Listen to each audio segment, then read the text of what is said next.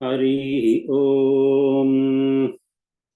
शुक्लांबरधरं विष्णुं शशिवर्णं चतुर्भुजं प्रसन्नवदनं ध्यायेत् सर्वविघ्नोपशान्तये। अगजानन पद्मार्कं गजाननम् अहर्निशमनेकदन्तं भक्तानां एकदन्तमुपास्महे। शारदा शारदां भोजवदना वदनाम्बुजे सर्वदा सर्वदास्माकं सन्निधिं क्रियात्। अखण्डमण्डलाकारं व्याप्तं येन चराचरं तत्पदं दर्शितं येन तस्मै श्रीगुरवे नमः। कूजन्तं राम रामेति मधुरं मधुराक्षरम् आरुह्य कविताशाखां वन्दे वाल्मीकिकोकिलम्। अञ्जनानन्दनं वीरं जानकी शोकनाशनं कपीशमक्षहन्तारं वन्दे लङ्काभयङ्करं वेदवेद्ये परे पुंसि जाते दशरथात्मजे वेदः प्राचेतसादासि साक्षात् रामायणात्मना। रामाय रामभद्राय रामचन्द्राय वेदसे रघुनाथाय नाथाय सीताया पतये नमः। वैदेही सहितं सुरद्रुमतले हैमे महामण्डपे मध्ये पुष्पकमासने मणिमये वीरासने संस्थितम्। अग्रे वाचिति प्रभञ्जनसुते तत्त्वं मुनिभ्यः परं व्याख्यान्तं भरतादिभिः परिवृतं रामं भजे श्यामलं। वामङ्कस्थितजानकी पर्लसत्कोदण्डदण्डं करे चक्रं चोर्ध्वकरेण बाहुयुगले शङ्खं शरं दक्षिणे। बिभ्राणं जलजाजपत्रनयनं भद्राद्रिमूर्धिस्थितं केयूरादिविभूषितं रघुपतिं सौमित्रियुक्तं भजे। केयूरादिविभूषितं रघुपतिं सौमित्रियुक्तं भजे। नमोऽस्तु रामाय च लक्ष्मणाय देव्यै च तस्यै जनकात्मजायै। नमोऽस्तु रुद्रेन्द्रयमानिलेभ्यो नमोऽस्तु चन्द्रार्कमरुद्गणेभ्यः। శ్రీ సీతారామాభ్యాం నమో నమః. పోయినసారి మనం కలుసుకున్నప్పుడు ఉత్పత్తి ప్రకరణం అనే భాగంలో చిత్త చికిత్స అనే విషయం గురించి మాట్లాడుకుంటూ ఉన్నాం. వశిష్ఠ భగవాన్ రామచంద్రమూర్తికి మనస్సు గురించి చెప్తున్నాడు. మనస్సే అన్నిటికీ కారణమయ్యా రామ. మనస్సుతోటే నువ్వు మోక్షాన్ని సాధించవచ్చు, లేదా ఆ మనస్సుని నువ్వు సరిగ్గా ఉపయోగించుకోకపోతే కనుక ఆ మనస్సే నీ మీద, అంటే నీ బుద్ధి మీద మనస్సు కనుక ఎప్పుడైతే నీ బుద్ధిని మింగి వేస్తుందో అప్పుడు నీ ప్రపంచం వైపు వెళ్ళిపోయి మళ్ళా ఇటు రావడం కష్టం. అంటే నువ్వు మనస్సు వలన నువ్వు అటు వెళ్తావా ఇటు వెళ్తావా అనేది నీ చేతిలో ఉందయ్యా రామ అని మనస్సు గురించి చాలా చెప్పి ఉన్నాడు. మనస్సు చికిత్స అంటే మనస్సు ప్రాపంచిక విషయాల్లో పడకుండా ఉండే విధంగా చికిత్స చేసుకుంటే కనుక అది ముక్తికి మోక్షానికి దారి తీస్తుంది రామ అనే విషయాన్ని చెప్తూ ఉన్నాడు. ఇప్పుడు మనం ఈ అధ్యాయంలో 100వ శ్లోకం, పోయిన వారం 98 వరకు వచ్చినట్టున్నాము. మనము 100వ శ్లోకంతో మొదలు పెట్టుకుందాం. చాలా మంచి మాట చెప్తున్నాడు ఇక్కడ వశిష్ఠుడు రాముడితోటి. అనుద్వేగశ్రియో మూలం అనుద్వేగాత్ ప్రవర్తతే జంతోర్మనోజయాయేన త్రిలోకీ విజయస్తృణం. చాలా మంచి మాట చెప్తున్నాడు. అనుద్వేగం అంటే, అనుద్వేగం అంటే ఏమాత్రము విసుగు లేకుండా ఒక ప్రయత్నం చేయటం, అంటే దేనికి భయపడకుండా, ఏమాత్రం దేనికి జంకకుండా ఒక గమ్యాన్ని సాధించాలి చేసే ప్రయత్నమే అనుద్వేగం. ఇప్పుడు ఏమంటున్నారంటే రాజులందరూ కూడా అనుద్వేగంతో వాళ్ళు ఎన్నో సంపదను సంపాదిస్తారు రామ. అంటే ఇంకొక రాజ్యాన్ని సంపాదించుకోవాలన్నా, ఇంకా ఏదైనా చేయాలన్నా కూడా రాజులందరూ కూడా అనుద్వేగంతో చేస్తారు. అటువంటి అనుద్వేగాన్ని మనుష్యుడు గనక మనోజయాన్ని సాధించడానికి ఉపయోగించవచ్చు. అంటే ఎంత గట్టిగా నువ్వు ప్రయత్నం చేస్తావు, ఒక రాజుగా, ఒక చక్రవర్తిగా నీ శత్రువులు జయించాలని కానీ ఇంకా ఏదైనా చేయాలంటే నువ్వు ఎంతో గట్టిగా ప్రయత్నిస్తావు కదా. అలాగనే ఒక రాజుగారు ఎలా ప్రవర్తిస్తాడో అలాగనే ప్రతి మనిషి కూడా అదే అనుద్వేగంతో, అంటే విసుగు లేకుండా, భయం లేకుండా, ఎటువంటి చంచలమైన మనసు లేకుండా ఉండి మనోజయాన్ని కూడా సంపాదించవచ్చు. ఒక్కసారి మనస్సుని జయించితే గనక ముల్లోకాల్లో ఇంక జయించడానికి ఏమీ లేదన్న. చాలా మంచి మాట వేస్తున్నారు. అంటే ఒక రాజుగారు ఒక రాజ్యాన్ని గెలిచాడు అనుకోండి, ఇంకా ఎన్నో ఉంటాయి. ఇప్పుడు అలెగ్జాండర్ ది గ్రేట్ అనేవాడు గురించి మనం చెప్పుకుంటాం. వాడు ఎంత సంపాదించినా ఇంకా వస్తూనే ఉన్నాడు. ఎన్నో ఎన్నో దేశాలు వెళ్తూ ఉన్నాడు. చివరికి అలాగే చనిపోయాడు. కానీ ఒక రాజుగా నువ్వెన్ని ఇంకా సంపాదించవలసింది ఇంకా చాలా ఉంటూనే ఉంటుంది. కానీ ఎవరైతే ఈ అనుద్వేగం అనే దాన్ని మనస్సు జయించటానికి ఉపయోగిస్తారో వాళ్ళు ఒక్కసారి మనస్సుగా జయిస్తే గనక ఇంకా ముల్లోకాల్లో జయించడానికి ఏమి ఉండదు. అన్నీ కూడా తృణప్రాయంగా, అంటే గడ్డి పరకలా కనబడతాయి. అక్కడ ఒక్కసారి మనసును జయించిన తర్వాత నీకు ప్రపంచంలో దేన్ని ముట్టుకోవాలని కోరిక ఉండదయ్యా రామా అంటున్నాడు. తర్వాత మనం కాస్త ముందుకు వెళ్ళి అంటే నేను ఇవాళ కొన్ని శ్లోకాలు వదిలిపెడతాను. ఎందుకంటే ఒకే భావని చెప్తూ ఉంటాడు వశిష్ఠుడు, కాబట్టి మనం ముందుకు వెళ్ళే ప్రయత్నం చేద్దాం. 104వ శ్లోకం ఎవరి దగ్గర పుస్తకం ఉంటే కనుక చెప్తున్నాను. సతి పద్యేత తే శుభ్రే చిత్తోపశమనాదృతే తిర్యగూర్ధమధస్తాచ భూయో భూయో విచారితం. ఇది ఈ మనస్సు జయించడం చెప్తూ ఏమంటే మన యొక్క ధ్యేయం ఏంటయ్యా అంటే మానవుడిగా జన్మించినందుకు మరొక జన్మ రాకుండా ఉండాలి కదా, అదే మన ప్రయత్నం అంతా. అప్పుడు ఏం చేయాలంటే పరమాత్మ మీదనే చిత్తాన్ని లయం చేయాలి. పరమాత్మ మీద చిత్తాన్ని పెట్టి పరమాత్మలో మన చిత్తం లయమైపోవాలి. ఈ విషయాన్ని తర్వాత అధ్యాయంలో చాలా బాగా చెప్తాడు. కానీ చెప్తున్నాడు ఒక్కసారి గనక అది వస్తే గనక, అంటే అది వస్తేనే కానీ నీకు ముక్తి రాదు. ముక్తి రావాలంటే పరమాత్మలోనే నీ చిత్తాన్ని లయం చేయాలి రామా అన్నాడు. పైగా ఈ విషయాన్ని ఏం చెప్తున్నా అంటే నేనే కాదు చెప్పేది, ఎన్నో లోకాల్లో, ఊర్ధ్వ లోకాల్లో కావచ్చు, అధో లోకాలు కానీ చెప్పచ్చు, 14 భువన భాండాల్లో కూడా పెద్దలందరూ చెప్పేది, తత్వవేత్తలందరూ అదే విషయం చెప్తారు రామా. ఏంటయ్యా అంటే పరమాత్మ యందే చిత్తాన్ని పెట్టి పరమాత్మలోనే నీ చిత్తాన్ని లయం చేసుకుంటే గనక అదే ముక్తికి ఉపాధి. అంటే ముక్తి రావాలంటే వేరే ఉపాయం లేదు. ఒకటే ఉపాయం. ఏమిటయ్యా అంటే పరమాత్మ మీదనే మనస్సును లగ్నం చేసి నీ చిత్తాన్ని ఆ పరమాత్మ లయం చేసుకోవాలి. కాబట్టి చెప్తున్నాడు ఋతే తద్యేత తే శుభ్రే బోధే హృద్యుదితే సతీ మనోవిలయ మాత్రేణ విశ్రాంతిరుపజాయతే. మనోవిలయం ఇందాక చెప్పింది అదే. ఏమన్నంటే ఆత్మయందు మనస్సు యొక్క విలయం మాత్రమే. అంటే మనస్సు అనేది ఏం చేయాల్సి వాడికి, దాని గమ్యం ఏంటి, బాహ్య ప్రపంచం కాదు. మనస్సు ఏం చేయాలంటే అది వెళ్తూ ఆత్మలోనే లయమైపోవాలి.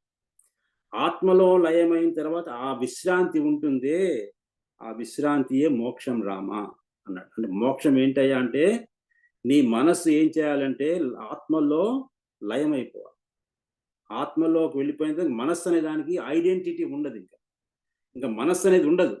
అందుకని మనం చెప్పుకున్నాం రామాయణం ఏంటి, మనోవధ అని చెప్పుకున్నాం. మనస్సుని వధించాలి, మనోజయం అన్నాం మనం. కాబట్టి అదే రామకథ అంతా కూడా. కాబట్టి వశిష్ఠుడు చెప్తున్నాడు ఆత్మయందు మనస్సు గనక లయమైపోతే అదే విశ్రాంతి, అదే మోక్షం రామచంద్ర అన్నాడు. 105వ శ్లోకంలో. కాస్త ముందుకు వెళ్ళి 112వ శ్లోకం వెళ్దాం మనం. కల్పాంత పవనా వాంతు యాంతు చైకత్వమర్ణవాః తపంతు ద్వాదశాదిత్యా నాస్తి నిర్మన సక్షతి. మంచి మన అందరికి తేలిగ్గా అర్థమయ్యేది చెప్తున్నాడు. ఏమన్నంటే రామ ఒక్కసారి ఎవరైతే మనసును జయిస్తాడో అలాంటి అమనస్కుడు అంటాడు. ఒక్కసారి ఒక మనుష్యుడు గనక మనస్సును జయించి అమనస్క స్థితి పొందితే గనక వాడికి ఎటువంటి హాని జరగదు. దేనితోటి, ప్రళయ వాయువులు వచ్చినా సరే, ప్రళయం వచ్చినా సరే, సముద్రాలన్నీ పొంగి మీద పడ్డా సరే, లేదా ఆకాశంలో అందరు సూర్యులు వచ్చి ద్వాదశ సూర్యులు అంటే 12 మంది సూర్యులందరూ వచ్చి లోకాలని తపింప చేస్తూ ఉన్నా సరే, ఇంత గొప్ప ప్రళయం వచ్చినా సరే, ఇంత కష్టం వచ్చినా సరే, మనస్సును జయించిన వాడికి ఎటువంటి హాని ఉండదు. ఎందుకంటే ఇవన్నీ వాడికి తృణప్రాయంగా ఉంటాయి. అంతా ప్రకృతిలో వచ్చేవే కదా, వీటి వలన నాకేమీ కష్టం రాదు. ఎందుకంటే అతని మనస్సు ఆత్మలో లయమైపోయింది, పరమాత్మతో ఒకటైపోయాడు. పరమాత్మతో ఒకటైపోయిన తర్వాత ఇవేవి బాధ పెట్టవు, ప్రకృతి ఏమి మాత్రం బాధ పెట్టదు. ఇంకో మాట అంటున్నాడు తర్వాత శ్లోకంలో, 113వ శ్లోకంలో, మనో బీజ సముద్యంతి సుఖ దుఃఖే శుభాశుభే సంసార కండకాయేతే లోక సప్తక పల్లవాహ. చాలా మంచి మాట. ఈ మనస్సు అనే బీజములోంచే, ఈ మనస్సు రెండు వైపులా పట్టుకెళ్తున్నాను.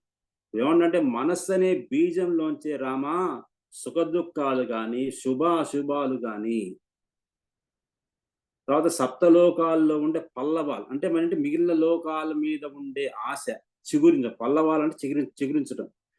ఇవన్నీ కూడా వస్తున్నాయి అన్నాడు. అంటే మన మనస్సులో కోరిక ఉదయించిందంటే దేని వల్ల ఉదయిస్తోంది అంటే మనస్సు అనే బీజం. ఈ మనస్సు అనే బీజంలోంచి అన్ని వస్తున్నాయి రామ. ఆ బీజాన్ని కనుక నువ్వు మళ్ళా మొలకెత్తకుండా ఉండే విధంగా చూసావంటే ఈ కోరికలు చిగురించవు. నీలో కోరికలు చిగురిస్తున్నాయంటే అర్థం ఏంటంటే నీ మనస్సు అనేది ఆ బీజంలోంచి కొత్త కొత్త కోరికలు ఉత్పన్నం అవుతూ ఉన్నాయి. ఆ కోరికలు తీర్చుకుంటూ ఉంటావు, దానికి తృష్ణ దాహం తీరటం లేదు. తీరటం ఏం చేస్తుంది, ఇంకా కొత్త కొత్త కోరికలు సృష్టిస్తూ ఉంటుంది మనస్సు. కానీ ఎప్పుడైతే నువ్వు గుర్తిస్తావో, గుర్తించిన తర్వాత ఈ మనస్సు అనే దానిలో ఈ ఎటువంటి బీజాలు రాకుండా బయటపడకుండా ఉండే విధంగా నువ్వు ప్రవర్తిస్తే కనుక నీకు మిగిలింది ముక్తి మార్గమే అన్నాడు. అదే చెప్తున్నాడు తర్వాత శ్లోకం కూడా. అసంకల్పన మాత్రైక సాధ్యే సకల సిద్ధిదే అసంకల్పన సామ్రాజ్యే తిష్టావష్టబ్ద తత్పదః. ఇప్పుడు రామా అంటున్నాడు, రామా అసంకల్పం అంటే సంకల్పం లేకుండా ఉంటుంది. సంకల్పం మీకు చెప్పిన సంకల్పం మనసే సంకల్పిస్తుంటుంది, ఇది చెయ్యాలి, అది చేయాలి, నాకు అది కావాలి, ఇది కావాలి. ఈ మనసు ఏదో సంకల్పం చేస్తూనే ఉంటుంది. నేను మీకు పోయినసారి చెప్పి ఉన్నాను, 2-3 సార్లు చెప్తా. మీరు ప్రశాంతంగా కూర్చొని ఒక్కసారి మీ మనస్సుని మీరు గుర్తించండి. మనస్సుని ఎలా గుర్తిస్తామండి? మనస్సు నా ముందుకు వచ్చి కనబడదే అనుకోకండి. మన మనస్సు ఎలా ప్రవర్తిస్తుందో మనం కనుక ఏకాంతంలో కూర్చొని ప్రశాంతంగా ఉంటే మీరు మీకు ఇష్టమైన దైవం ఎవరైనా, లలితాదేవి కావచ్చు, రాముడు కావచ్చు, కృష్ణుడు కావచ్చు, ఎవరి ముందైనా కూర్చొని నేను ఇవాళ రాముణ్ణే చూస్తాను లేదా కృష్ణుణ్ణే చూస్తాను, ఆ కృష్ణ పరమాత్మ విగ్రహాన్ని చూసుకుంటూ ఆయన నెమలిపించం ఎలా ఉంది, ఆయన కళ్ళు ఎంత బాగా ఉన్నాయి అని అలా చూస్తూ ఉంటే మీ మనసు ఏం చేస్తుంది, మీ మనసు సరిగ్గా నిలబడినవ్వదు, చంచలం, అది ఎటో పరిగెడుతుంటుంది. ఆ పరిగెట్టే మనస్సుని కనుక మీరు బలవంతంగా లాక్కొచ్చి ఆ పరమాత్మ దగ్గర కూర్చోబెట్టే ప్రయత్నం చేయండి, అప్పుడు తెలుస్తుంది మనకు ఎంత కష్టం అది. అందుకని అసంకల్పన కనుక వస్తే కనుక, అసంకల్పన మాత్రం దాని వల్లనే ఏమొస్తున్నాయంటే గొప్ప సామ్రాజ్యం లభిస్తుంది రామయ్య అన్నాడు. ఏంటి? సంకల్ప రాహిత్యం అనే సామ్రాజ్యం. సంకల్ప రాహిత్యం, సంకల్పాలనేవి లేకుండా ఉండే సామ్రాజ్యం, అదే పరమపదం. ఏమంటున్నాడు రామా, నువ్వు అది సాధించాలి రామా. ఆ పరమపదం, ఏ పరమపదం? సంకల్ప రాహిత్యమైన అనే పరమపదాన్ని యొక్క సింహాసనాన్ని నువ్వు అలంకరించి కూర్చో. అంటే ఇంకా నీలో సంకల్పాలు ఏవి లేకుండా ఉండే ఆ సామ్రాజ్యం ఉందే, ఆ సామ్రాజ్యాన్ని అధిష్ఠించి కూర్చో రామా అని చెప్తున్నాడు. అంటే అందుకని రామచంద్రమూర్తికి మనకు తెలుసు ఎటువంటి వాడు. సో ఇదంతా విన్నాడు రామయ్య. విన్న తర్వాత 118వ శ్లోకంలో చెప్తున్నాడు. కింద మీకు చెప్పాను, చంచలం అని చెప్పాను, అది చెప్తున్నాడు. కథమస్యాతి లోలస్య వేగో వేగైక కారణం చలత మనసో బ్రహ్మన్ బలతో వినివార్యతే. రాముడు సామాన్యుడు కాదండి, 12 ఏళ్ల వయసులో ఉన్నాడు, కానీ ఆయన వేసే ప్రశ్నల మటుకు అద్భుతం, చాలా అద్భుతం. నిన్న మా గురువు గారిని కలవడానికి వెళ్ళాము, ఆయనతో ఇదే మాట్లాడుకున్నాం.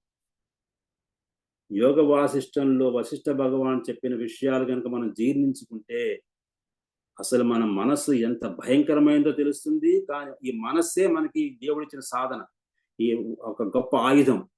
ఈ మనస్సుతోనే ఉంది ప్రపంచం అంతా. కాబట్టి రాముడు అంటాడు, అయ్యా నువ్వు చెప్పింది బాగుంది, కానీ మిగిలిన వస్తువులు వేటికి లేని అంత వేగం ఉందయ్యా ఈ మనస్సు వేగం. ఈ మనస్సు యొక్క పైగా ఇది అతి చంచలమైంది మనస్సు. ఈ అతి చంచలమైన ఈ మనస్సుకున్న వేగం ఉందే, దాన్ని ఎంత బలవంతంగా అయినా సరే నివారించాలంటే ఎలా నివారించాలి? ఇందాక చెప్పాను సరే మీకు, పరమాత్మ మీద దృష్టి పెట్టి మనస్సు ఎటో వెళ్ళిపోతుంది, గట్టిగా లాక్కొచ్చి కూర్చోబెట్టమని చెప్పాను. అంత తేలిక చెప్పిన తేలిక కాదండి. అదే రాముడు అడుగుతున్నాడు, మహాత్మా మిగిలిన వాటికి వేటికి లేనంత వేగము ఈ అతి చంచలమైన మనస్సుకుంది కదా, దాన్ని ఏ విధంగానే నివారించగలను, అంటే ఏ విధంగా మనస్సుని నేను ఒకచోట కట్టి వేసి పడేయగలను చెప్పండి అంటున్నాడు. ఇప్పుడు వశిష్ఠుడు చెప్తున్నాడు, నేహ చంచలతాహీనం మనక్వచన దృశ్యతే చంచలత్వం మనోధర్మో వహ్నేర్ధర్మో యదోష్ణత. చాలా సింపుల్ గా ఆశించాడు. మనస్సుని ఎవ్వరూ ఆపలేరు రామచంద్ర. మనస్సు చంచలత్వం, ఎలాగైతే అగ్నికి ఉష్ణం ఉంటుందో, అంటే అగ్ని నుంచి వేడిని ఎవరు వేరు చేయలేరు. అగ్నిలో వేలు పెడితే కాలుతుంది అంతే, అగ్ని యొక్క గుణమే అది. అగ్ని నుంచి ఉష్ణాన్ని ఎలా మనం వేరు చేయలేమో, మనస్సు యొక్క చంచలత్వాన్ని ఎవరు మార్చలేరు రామచంద్ర. మరి అలాంటప్పుడు దాన్ని ఎలా పట్టుకోవాలి అంటే చెప్తున్నాడు తర్వాత 121 శ్లోకంలో, మనో విలయ మాత్రేణ దుఃఖ శాంతిరవాప్యతే, మనో మనన మాత్రేణ దుఃఖం పరమ వాప్యతే. ఇక్కడే ఉంది అసలైన ప్రాబ్లం అంతా. దీన్ని ఇంగ్లీష్ భాషలో catch-22 అంటారు. catch-22 అంటే మనం అటు వెళ్ళాలో ఇటు వెళ్ళాలో తెలియని సందిగ్ధంలో పడిపోయి ఉంటాం మనం.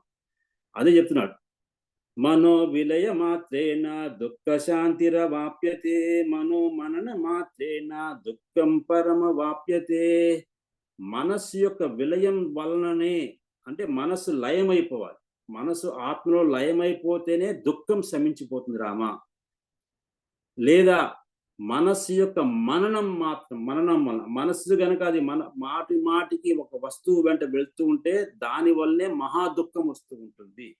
అంటే నీకు దుఃఖం కలుగుతోంది అంటే ఏంటి అర్థమయ్యా అంటే, నీ మనస్సు నీ చేతిలో లేకుండా ఎటో పరిగెత్తుకు వెళ్ళి ఏదో ఒక వస్తువుని పట్టుకుంది. ఆ వస్తువు కావాలంటుంది నీ మనస్సు. ఆ వస్తువు దొరకకపోతే దుఃఖాన్ని ఇస్తూ ఉంటుంది. అదే మహా దుఃఖం.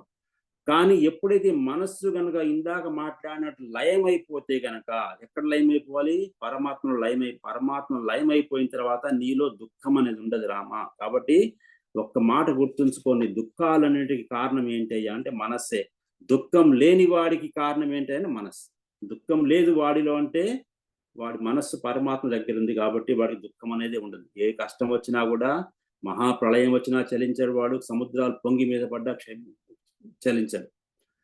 తర్వాత కాస్త ముందుకు వెళ్ళి 127 శ్లోకం, పౌరుషేణ ప్రయత్నేన యస్మిన్నేవ పదే మనః పాత్యతే తత్పదం ప్రాప్య భవత్యభ్యాస్యతో హి తత్. చెప్తున్నాడు, మనం పోయినసారి చెప్పుకున్నాం, 2-3 సార్లు చెప్పుకున్నాం, పురుష ప్రయత్నం. ఇప్పుడు ఏమంటే శాస్త్రీయ పద్ధతి ప్రకారం పురుష ప్రయత్నంతో ఈ మనస్సుని ఆత్మలో ఎవరు పడవేస్తారో, అంటే ఈ మనస్సు కనుక ఆత్మలో లయమైపోయినప్పుడు ఏమవుతుంది అంటే అభ్యాసం ద్వారా ఆ మనస్సు కూడా ఆత్మ అయిపోతుంది. అంటే మనస్సు, ఇంత చెప్పాను, మీ మనస్సుకి ఇంకా ఐడెంటిటీ ఉండదు. శాస్త్రీయ ప్రకారం అంటే శాస్త్రాలు చెప్పినట్టుగా పురుష ప్రయత్నం చేసుకుంటూ ఎవరైతే ఆత్మ అనే దాన్ని మనస్సుని ఆత్మ దగ్గర తీసుకెళ్లి ఆత్మలో లయం చేస్తారో అప్పుడేముంది, అటువంటి అభ్యాసం చేస్తూ ఉంటే మనస్సు అనేది ఇంకా మాయమైపోయింది, ఇంకా లేదు. ఉండేది ఆత్మ ఒకటే, అంటే మనస్సు ఆత్మ అయిపోయింది. అక్కడ ఉండేది ఒకటే వస్తువు, ఆత్మ ఒక్కటే నిలిచి ఉంది. కాబట్టి ఆ ఆత్మతోటే తాదాత్మ్యం చెందుతూ ఉంటాడు ఈ జీవుడు. ఇంకా వాడికి ఏమీ అవసరం లేదు అని. తర్వాత 129 శ్లోకం, భావనయామగ్నం మనసైవన చేన్మనః బలాదుత్తార్యతే రామ తదుపాయోస్తి నేతరః. కాబట్టి రామా, నువ్వు ఎటువంటి ప్రయత్నం చేయాలంటే నీ మనస్సుని నశింపచేసే విధంగా అటువంటి భావనలోనే నిమగ్నుడవై ఉండవయ్యా రామ. ఎందుకంటే మనస్సు చేతనే, చూడండి, మనస్సు చేతనే తరింప చేయబడుతుంది. చూసారా, మనస్సు బాగుపడాలంటే దాని మనస్సే చేస్తుంది. అంటే మనస్సుని నువ్వు నీ ఆధీనంలో పెట్టుకుంటే గనక ఆ మనస్సుతోటే నీకు మోక్ష ఉపాయం వస్తుంది రామ. అంటే మనస్సుని బలాత్కారంగా, అంటే కష్టపడ్డా సరే మనస్సే ఏం చేస్తుంది, విషయ వాంఛల నుంచి బయటికి వచ్చేసి తనని తను నిగ్రహించుకుంటుంది. ఎప్పుడు నువ్వు బుద్ధితోటి గనక నీ ప్రయత్నం నువ్వు చేస్తూ ఉంటే నీ మనస్సు నశింప చేయాలనే భావన నీలో ఉండాలి. మనస్సును నశింప చేయాలంటే మీకు ఉదాహరణ చెప్తానండి. మనం ఏదో చాలా తేలికైన ఉదాహరణ చెప్తాను. డాక్టర్ గారు చెప్తారు, అయ్యా నీకు డయాబెటీస్ ఉంది, నువ్వు ఇంకా స్వీట్లు మానేయి అన్నాడు అనుకోండి. నా ముందు ఎవరో మీ ఇళ్ళకి ఎప్పుడన్నా భోజనం పిలిస్తే వచ్చాననుకోండి, నా ముందు మీరు ప్లేట్ నిండా స్వీట్లు పెట్టేశారనుకోండి, నా మనస్సులో కోరిక ఉంది వాటి మీద, నాకు అంటే ఇష్టం ఒకప్పుడు. ఇప్పుడు బలవంతంగా మనస్సు ఏం చేస్తుంది, వద్దు వాడు ముట్టుకోకంటుంది, అది ముట్టుకోకు, వాడి జోలికి వెళ్ళదు. అంటే మనస్సుని పట్టుకుంది, గట్టిగా పట్టుకొని వాడు ఉన్నా సరే అటువైపు వెళ్ళకరా అంటుంది. ఇది మీకు సింపుల్ ఎగ్జాంపుల్ ఇచ్చాను. కానీ ప్రపంచంలో మనకి ఎన్నో విషయాలు మనకు తెలుసు, ఇది నాకు మంచిది కాదు, దీనివల్ల నాకు చెడే వస్తుందని తెలిసి కూడా దాని వైపు వెళ్తాం. ఎందుకు? మనం మనస్సుకి లొంగిపోయాం కాబట్టి. లొంగిపోయి అబ్బా ఒక్కడు వేసుకుంటే ఏమైందిలే, రేపు పొద్దున మాత్ర వేసుకోవచ్చు కదా అనుకుంటాం. కానీ మాత్ర వేసుకోకుండా ఉండే స్థితికి నేను ఎదగాలనుకుంటే ఏం చేయాలి? నేను నాలో ఉన్న ఈ మనస్సు ద్వారా ఉన్న ఈ కోరికని దాన్ని నశింప చేయాలి నేను. కాబట్టి అలాగనే మనస్సు గనక నీ మనస్సును నువ్వు నశింపచేసే విధంగా ప్రయత్నం చేస్తూ ఉంటే నీ మనస్సు ఏం చేస్తుంది? ఈ విషయ వాంఛల నుంచి బయట పెట్టేసి నీ మోక్షానికి కారణమవుతుంది రామ. అంతకన్నా వేరే ఉపాయం లేదు. అంటే మోక్షం కావాలంటే మనో నిగ్రహం, మనోజయం, మనోవధ. మనస్సుని వధించి వేయాలి చివరికి. మనస్సును వధించేది ఎవరు? పరమాత్మయే. పరమాత్మే వధిస్తాడు. మన ప్రయత్నం మనం చెయ్యాలి. మన ప్రయత్నం మనం చేస్తేనే మనోవధ అవుతుంది కదా. చివరి రామాయణం ఏమవుతుందండి? హనుమంతుడు రామచంద్రమూర్తి దగ్గరికి వెళ్ళిపోయి అది రామచంద్రమూర్తి మనస్సును జయించేశాడు. హనుమంతుడు అనే సాధకుడు జయించినా సరే రామచంద్రమూర్తి వచ్చి బాణం వేసేంతకు రావణాసుడు చనిపోలేదు. అంటే ఆ బాణం వేయటానికి పరమాత్మను తయారు చేస్తున్నాం.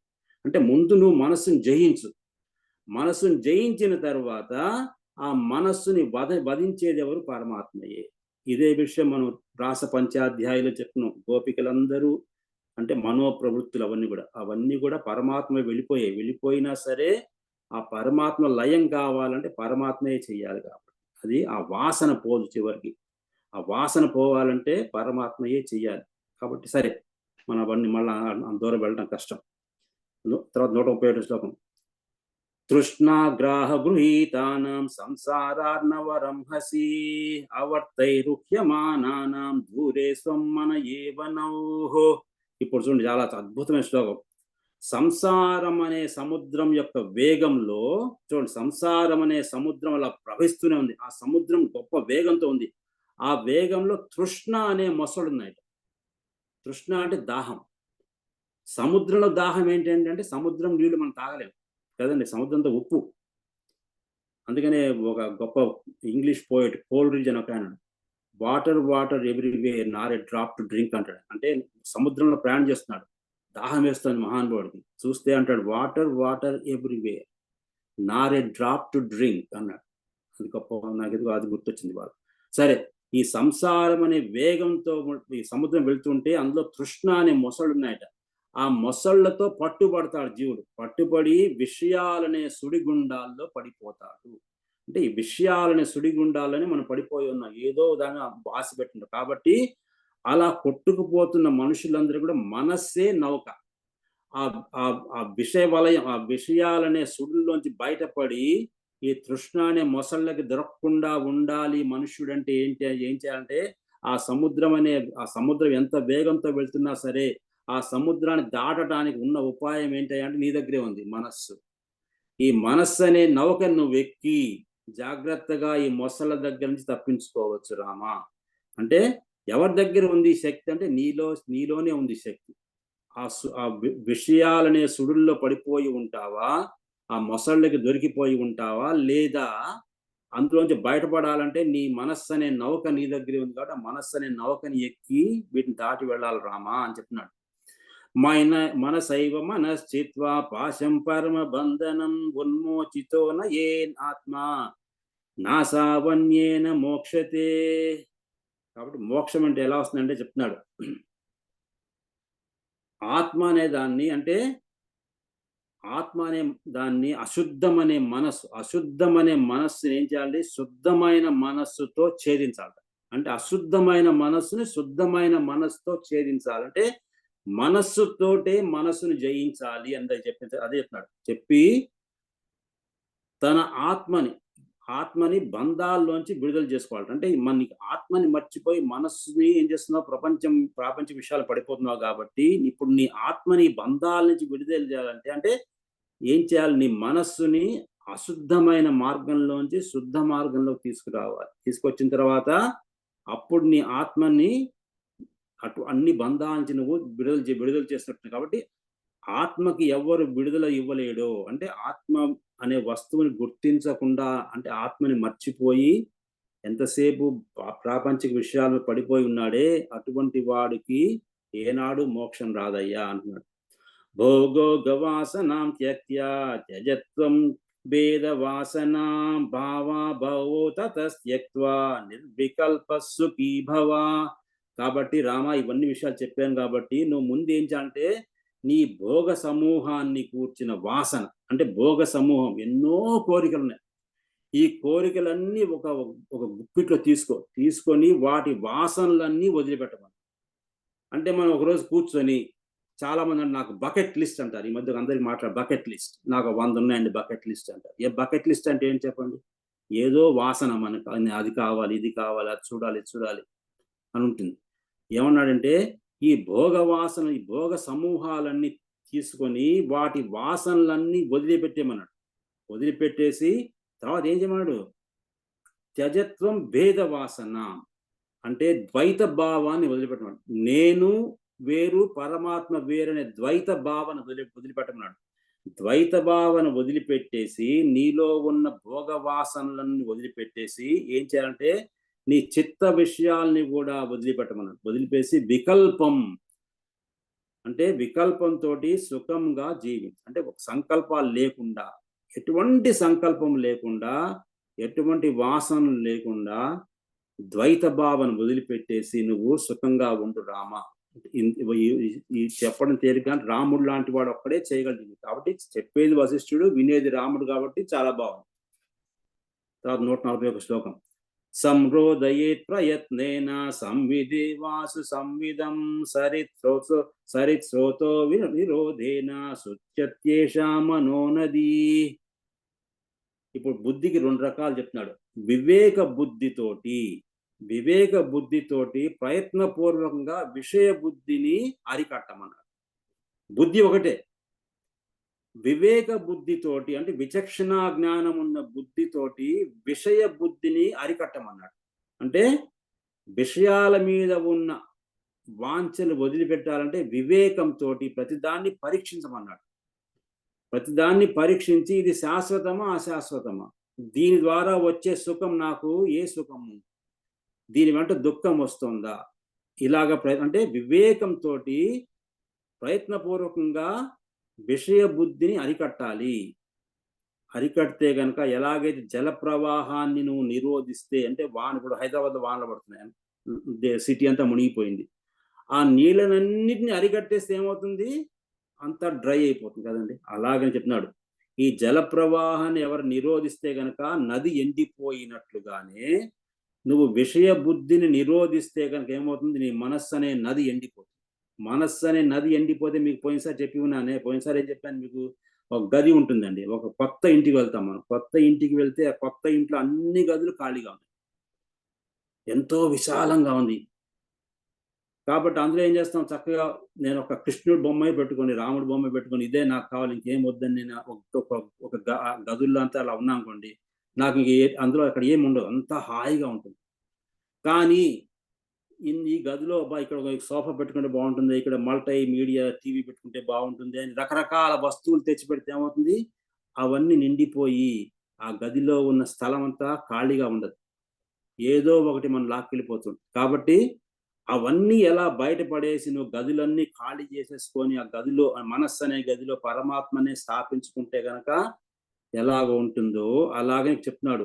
ఈ జల ప్రవాహాన్ని నిరోధించేసి మనస్సుని ఎండిపోయిన నదిలాగా తయారు చేయి రామ. ఎండిపోయిన నది అంటే కోరికలు లేనిదిగా చేయమన్నాడు.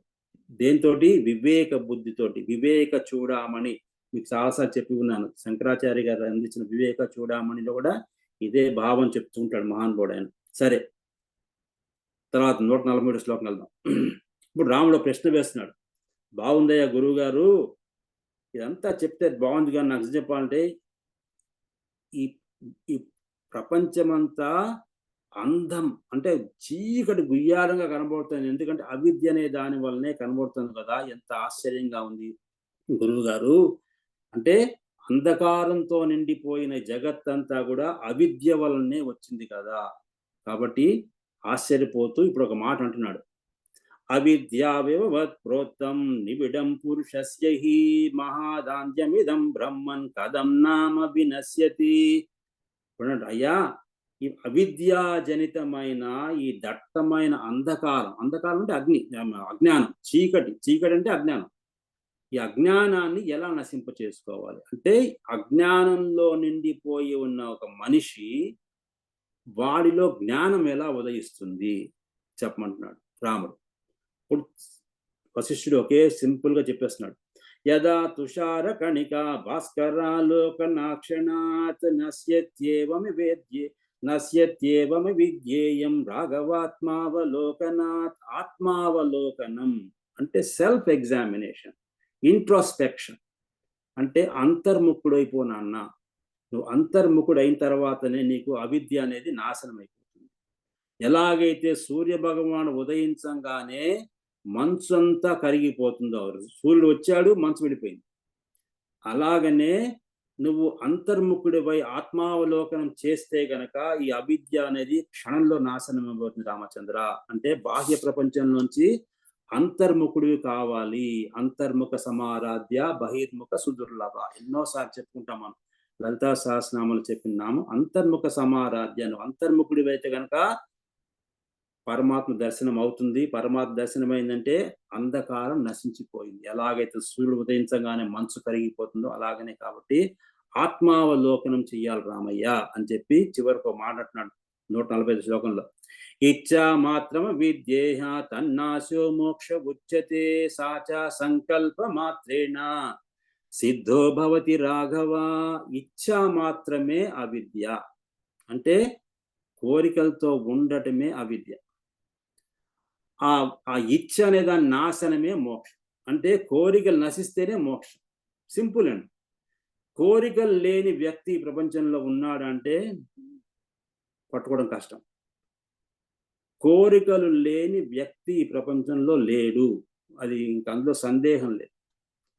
కాబట్టి నేను ఎంత మూర్ఖున్నో మీకు ఉదాహరణ ఇస్తాను. ఒక గొప్ప వ్యక్తిని కనుక చూశాను. ఆయన్ని ఒకసారి నమస్కారం చేసి ఆయనతో మాట్లాడుతూ ఆయన ఏమన్నారంటే, ఏనాయన నీ మనసులో ఎటువంటి కోరిక ఉందని. అంటే కోరికలు లేని జీవితం కావాలండి.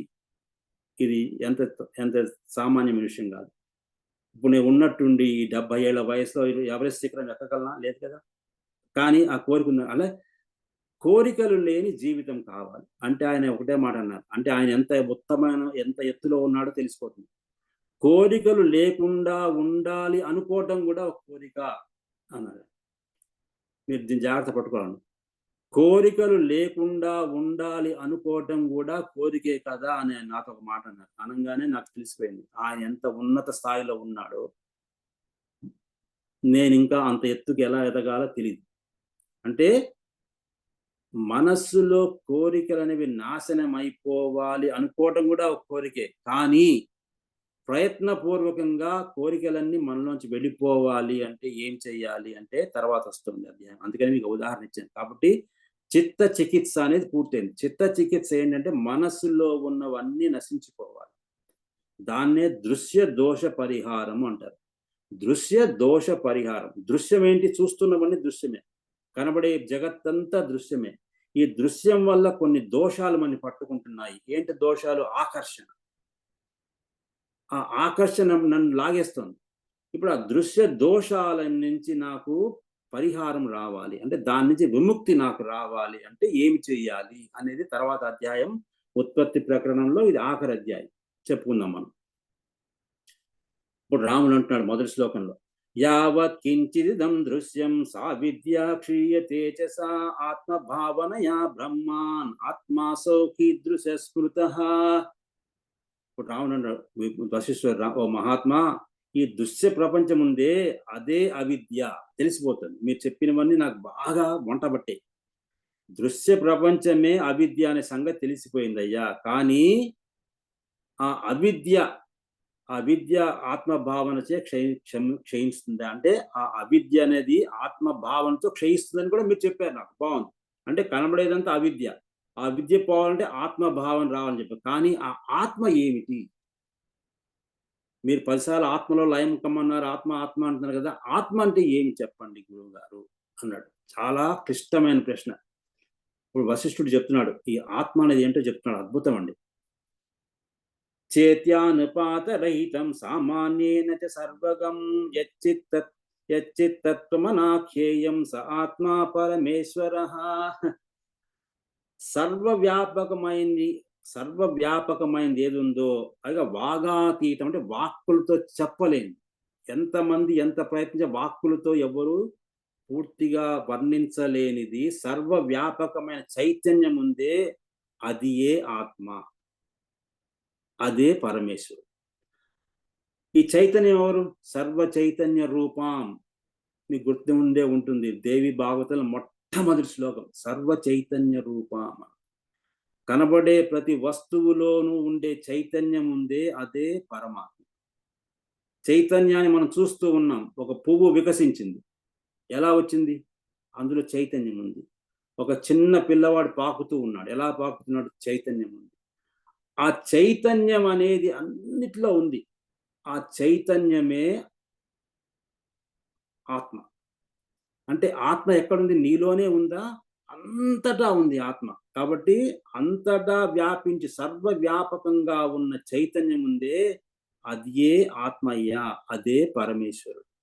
ఇప్పుడు అంతటా ఉన్న చైతన్యాన్ని నాలో కూడా ఉంది కాబట్టి నాలో ఉన్న చైతన్యాన్ని నేను ఏ విధంగా గుర్తించాలి, ఏ విధంగా దాన్ని నేను అనుభూతిలోకి తీసుకురావాలి అనేదే పెద్ద ప్రశ్న.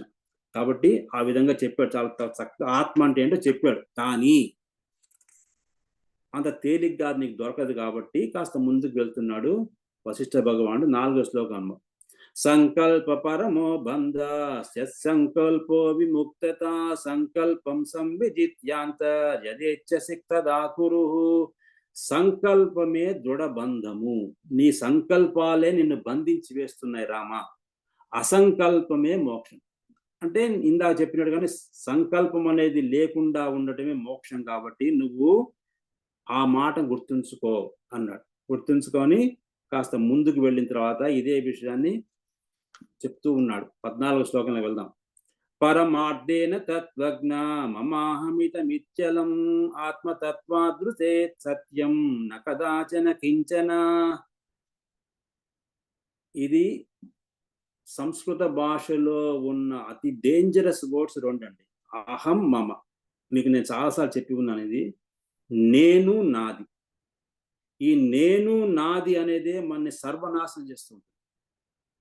ఒక్కసారి నేను అనే భావాన్ని మర్చిపోయి నాది అనే విషయాన్ని మర్చిపోవాలి. నా భార్య, నా తమ్ముడు, నా అన్న, నా ఆస్తి, నా కారు, నా నా అన్ని నాదే. ఈ నేను అనేది ఉండడం వల్లనే ఈ నాది అనేది వచ్చింది.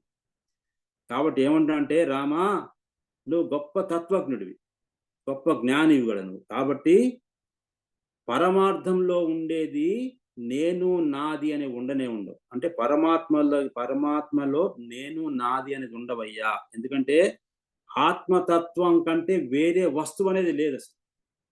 ఆత్మతత్వం కంటే వేరే వస్తువే లేదు. కాబట్టి ఇంకా ఇంకా మిగిలినవన్నీ సత్యం అనుకోకూడదు. ఇంకా ఉన్న సత్యం ఏంటి? ఆత్మ ఒకటే సత్యం. కాబట్టి ఎప్పుడైతే ఈ నేను నాది అనేది వచ్చిందో అప్పుడు నువ్వు ఈ మిథ్యలో పడిపోయినట్టే.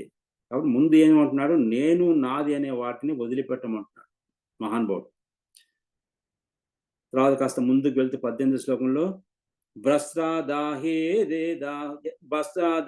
యదా దాహో నభస్తాంతరవర్తినః పవనస్య తదా దేహా నాసేనాత్మాన నశ్యతి. ఇప్పుడు ఆత్మ అనేది అడిగావు కదా రామా, చెప్తాను. ఆత్మ అందరిలో ఉంటుందయ్యా అని ఉదాహరణ ఇస్తున్నాడు. ఒక తోలు తుత్తి అంటే ఒక శరీరం. ఈ శరీరం అంటే తోలు తుత్తే. ఇది కాలిపోయిన తర్వాత అందులో ఉన్న వాయువు అలా బయటకు వచ్చేస్తుందో, అలాగని దేహం నశించిపోయినా సరే ఇందులో ఉన్న ఆత్మ నశించదు. అంటే ఒక తోలుతో చేసిన ఒక తిత్తి ఉందనుకోండి, ఒక కంటైనర్, అది కాలిపోయింది. కాలిపోతే అందులో కాస్త మనం గాలిని బంధించి ఉంచాం. లేదా ఒక చిన్న బుడగ తీసుకోండి, ఎందుకు ఇంత అవస్థ అక్కర్లేదు. ఒక బెలూన్ ఉంది, ఆ బెలూన్ పగిలిపోయింది. బెలూన్ పగిలిపోతే అందులో వాయువు ఏమైంది? వాయువుకే నాశనం కాదు. అందులో వాయువు ఉందని తెలుసు మనకి, అది ఉండటం వల్లే బెలూన్ అలా వచ్చింది. ఆ బెలూన్ పగిలిపోయింది, బెలూన్ అంతా పగిలిపోయింది. దాన్ని మళ్ళా మనం దగ్గర తీసుకురాలేము. కానీ అందులో ఉన్న వాయువు ఏమైంది? ఆ వాయువు ఏం నాశనం కాలేదు. అలాగనే ఈ దేహం నశించిపోయినా ఆత్మ నశించదయ్యా. అంటే నీలోనూ ఉంది ఆత్మ. ఇందాక చెప్పిన సర్వవ్యాపకమైన చైతన్యం ఉందే, ఆ సర్వవ్యాపకమైన చైతన్యం కూడా నీలోనే ఉంది రామ. అంటే ఇందాక చెప్పిన ఉదాహరణే ఒక్కసారి కాస్త బలవంతంగా గట్టిగా నాటుకునే విధంగా చెప్తున్నాడు సింపుల్ ఎగ్జాంపుల్ తోటి. ఇప్పుడు ఆశ్చర్యపోతున్నాడు వశిష్ఠ భగవానుడు. ఇంత తేలికైన సత్యాన్ని ఎందుకు అందరూ గుర్తించడం లేదు?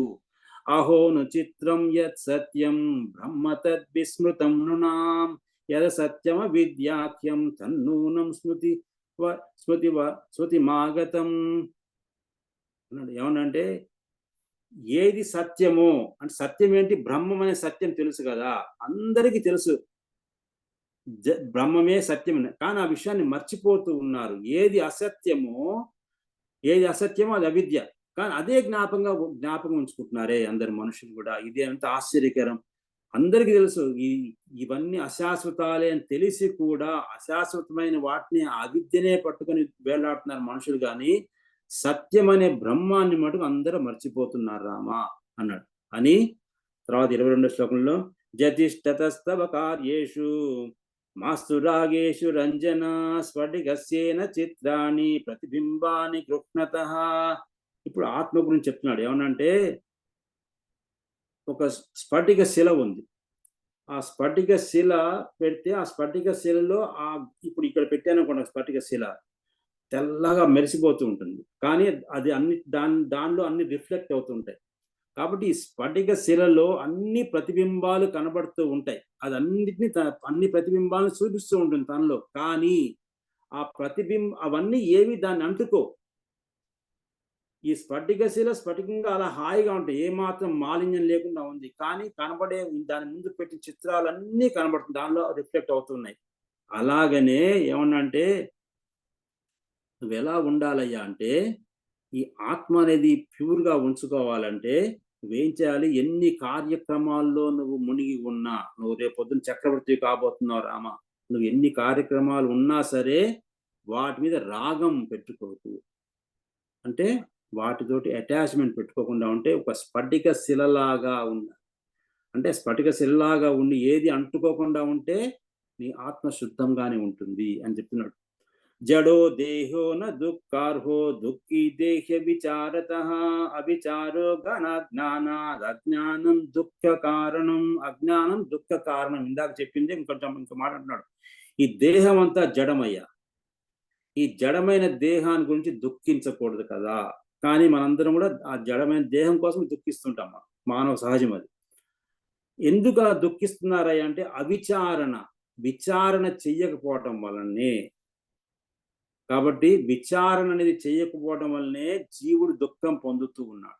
ఎందుకు దుఃఖం పొందుతున్నాడో విచారణ చేయటం లేదు. విచారణ చేయకుండా ఈ దేహం కోసమే, జడమైన దేహం కోసమే వెంపర్లాడుతూ ఉన్నాడు కదా. అది దుఃఖించకూడని వస్తువు దేహం, కానీ దానికోసమే వెంపర్లాడుతూ దానికోసమే దుఃఖపడుతున్నాడు. ఎందుకంటే అవిచారణ వల్లనే.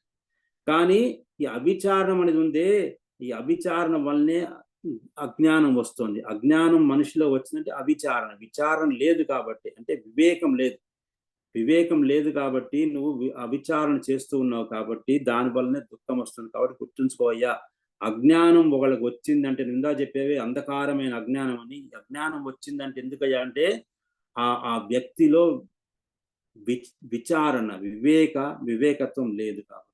అవి ఉంటే గనక ఈ అజ్ఞానం అనే దుఃఖం, ఈ చీకటంతా మాయమైపోతుంది రామా అన్నాడు. అని ఇంకో మంచి ఉదాహరణ ఇస్తున్నాడు 26వ శ్లోకంలో. భావరాశిస్తదా బోధ సర్వో యాత్యేక కపింఠతాం విచిత్రమృగ్భాండకర్ణో యదా పక్వో జలే స్థితః. మంచి ఉదాహరణ ఇచ్చాడు. ఇది చాలా అందరికి అర్థమయ్యే ఉదాహరణ ఇచ్చాడు.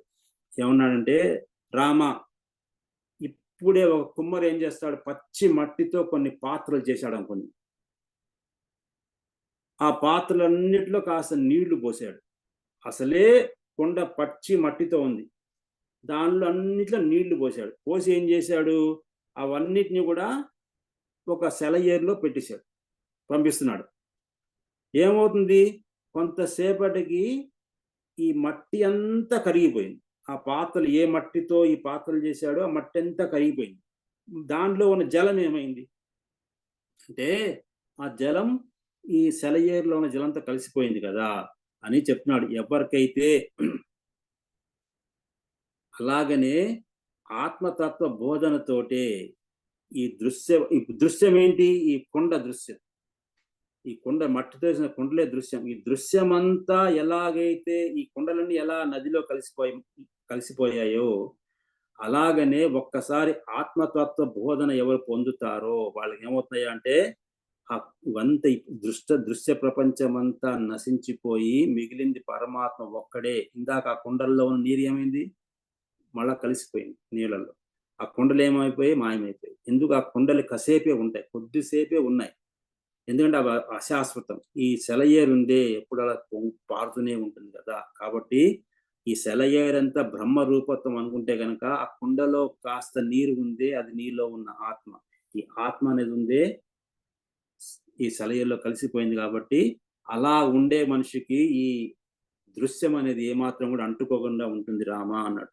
అని ఇప్పుడు మంచి గొప్ప స్థాయికి పట్టుకెళ్తున్నాడండి. ఇది గనక మనం జీర్ణించుకుంటే గనక ఈ స్థాయికి ఎలా ఎదగలడు మనిషి. 7 మెట్లున్నాయి. ఆ 7 మెట్లు వర్ణిస్తున్నాడు వశిష్ఠుడు. తాద్వగ్వివేకవతి సంకలితాభిమానే పుంసి స్థితే విమల సత్వమయాగ్రజాతౌ సప్తాత్మికావతరతి క్రమశ శివాయ చేత ప్రకాశనకరీ నను యోగ భూమి.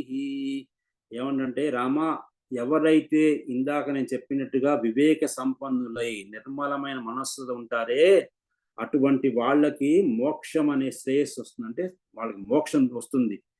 అంటే వచ్చినప్పుడు ఏమంటే ఈ మోక్షం అనే దానికి ఏమంటే 7 భూమికలు ఉన్నాయ్యా. అంటే ఎప్పుడైతే నువ్వు మనస్సు అనే దాన్ని జయించిన తర్వాత మోక్షం వైపు వెళ్ళాలని ప్రయత్నం చేస్తూ ఉంటే ఏమవుతుంది అంటే దానికి 7 భూమికలు ఉన్నాయి. 7 జ్ఞాన భూమికలు ఉన్నాడు. 7 మెట్లు ఎక్కాలి.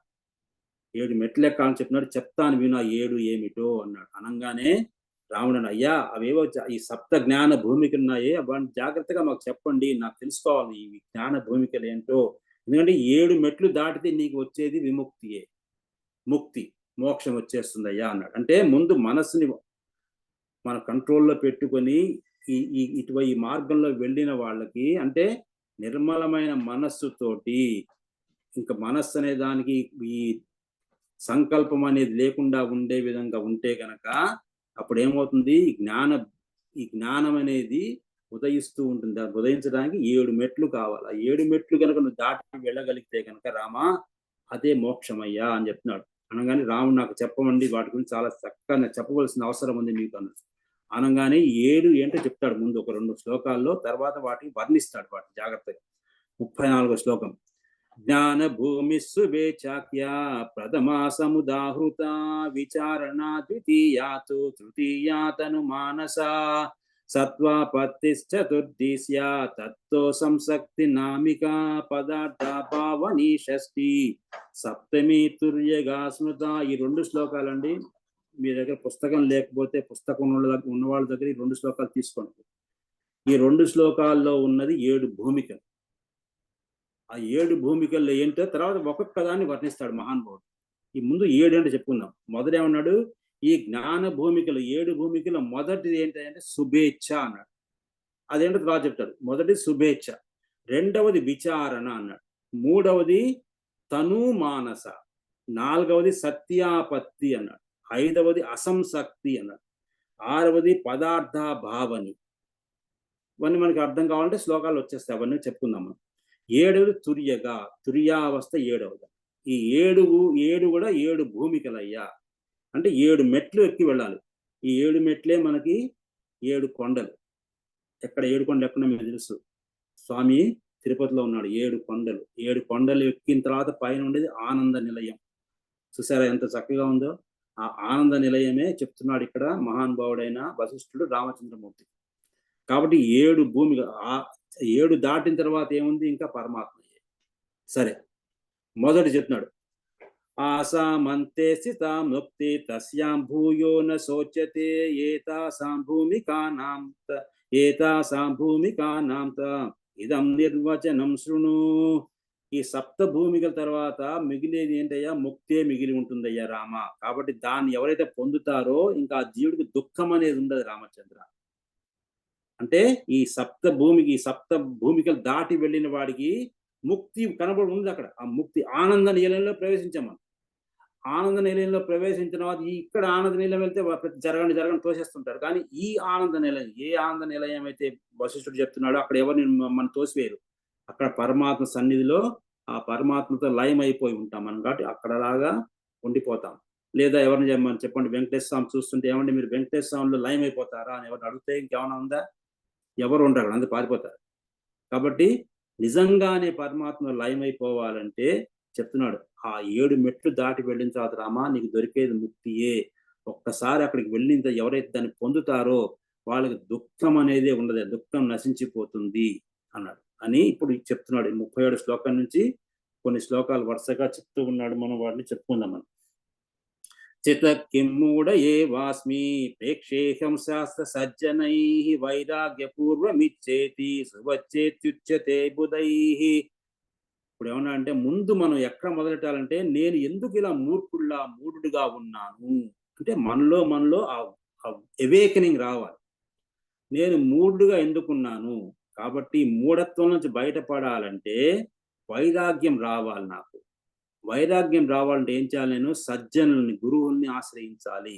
సత్సాంగత్యం, ఆ సత్సాంగత్యం వల్లే నాకు ఈ వైరాగ్యం అనేది కాస్త అంటే మిగిలిన వాటి మీద అభిలాష పోతుంది కదా. అంటే ఈ వైరాగ్యం రావాలి అనుకోవటమే శుభేచ్ఛ. శుభేచ్ఛ అంటే ఏంటంటే మనలో అది ఉదయించాలి. అంటే కోరిక నీలోనే రావాలి, ఎవరో చెప్తే రాదు, నీలోనే రావాలి. ఒకరోజు పొద్దున్నే లేచి నేను ఎందుకు ఇంత మూఢుడిగా ఉన్నాను, ఈ ప్రపంచం మీద ఎందుకు నాకు ఇంత ఆశ, నేను ఇందులోంచి బయటపడాలంటే ఏం చేయాలి అంటే సత్సాంగత్యం చేయాలి, గురువు గారిని పట్టుకోవాలి.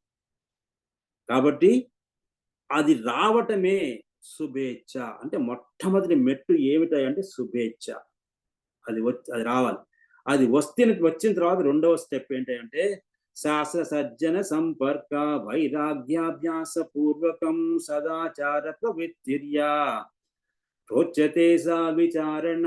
కాబట్టి శాస్త్ర పరిశీలన, సజ్జన సాంగత్యం, ఈ వైరాగ్యం రావాలని కోరికున్నాయే, ఇవన్నీ కలిసిన తర్వాత మనం ఏం చేస్తాం?